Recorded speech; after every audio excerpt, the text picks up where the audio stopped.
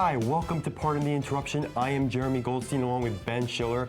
Today we're going to be doing a lot of interrupting as we go down lots of sports topics. This show is brought to you by IBM. We are IBMers and we're going to build a smarter planet.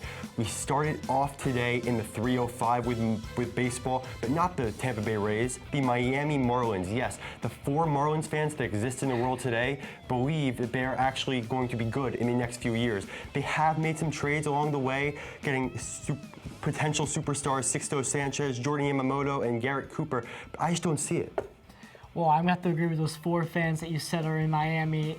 Well, first of all, the Marlins have a pitching staff that's on the rise. I'm not talking about their Major League rotation, which ranks 3rd in Major League Baseball with a starter's ERA. I'm talking about the lower level guys. Edward Cabrera, Braxton Garrett, Trevor Rogers. You probably never even heard of these guys. These are the guys that are playing for the high A affiliate, double A affiliate. These are guys that are going to be good, but to be successful in the major leagues, not only do you have to have a great pitching staff, defense, and other things, and other base running. Well, let me stop you right there. We had a Jose Fernandez, a Giancarlo Stanton, a Christian Yelich, Marcelo Zuna, the list goes on.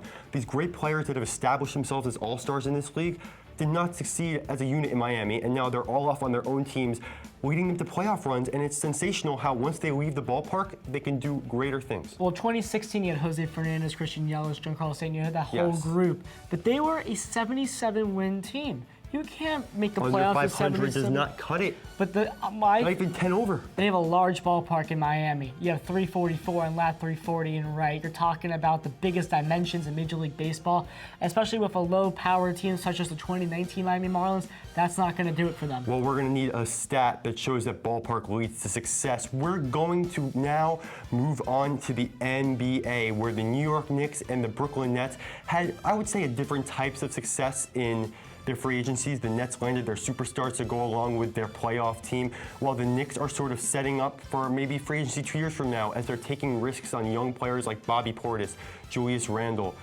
and Elfrid Payton as they hope to establish a winning culture in hopes that they can bring superstars from free agency in a couple of years. The good thing about these players, though, is there's options, so they can see if they have that winning grit and desire in them, and if they don't, they can cut them loose. But here's the thing. You're not winning 50 games of Marcus Morris, Bobby Portis, Julius Randle.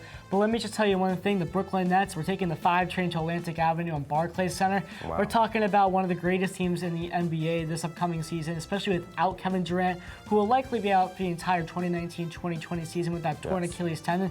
We're talking about Kyrie Irving, someone that has been LeBron's sidekick. In Boston, he did a great thing. They unfortunately did not go far in the playoffs, the Boston Celtics. But Kyrie Irving knows how to lead a ball club. We're talking a top 3 seed in the NBA this coming season. Well, here's the deal with this. When was the last time the Knicks were successful? The 90s. They had players like Oakley and Anthony Mason. Were they superstars? No, but they had New York grit and energy. That's so important. Marcus Morris and Bobby Portis are known to have that. Marcus Morris is a great mentor for Mitchell Robinson, who looks like he might be a top 5 center in this league to come. So I think these role players are not the only, and the young players are a great combination to have on this team to hopefully develop a winning culture. Well, let me just stop you right there. We're talking about the newest free agent additions, Marcus Morris. Isn't he like 30? Yeah, he's 30, but I think he'll be great down the road. We're talking about a young team. A young team is not going to do well, but we got to move on, unfortunately. Let's go to the NFL. The NFL. Young quarterbacks are taking the league by storm. And they are indeed, yeah. When you have a guy like Baker Mayfield, who's so passionate and with integrity. Well, let me stop you right there. Passion is great. Great character is also great. But we're talking about talent in the NFL. Lamar Jackson of the Baltimore Ravens. Someone that can throw that 55-yard pass down the field, run 14 yards for a first down. We're talking about an offensive powerhouse in the NFL. That's how the league is now. Well, let me stop you right there. Lamar Jackson. It was evident in the first playoff game he played. He doesn't trust his throwing ability as much as his running ability. Well, he's 22 years old. It's his first playoff game. Quarterback is supposed to influence his team and make them better. Baker Mayfield did that. His team's young. He's got a big young core, especially in the offense. And as he was learning, he was teaching his players how to learn as well. I think they have the best chemistry as a unit.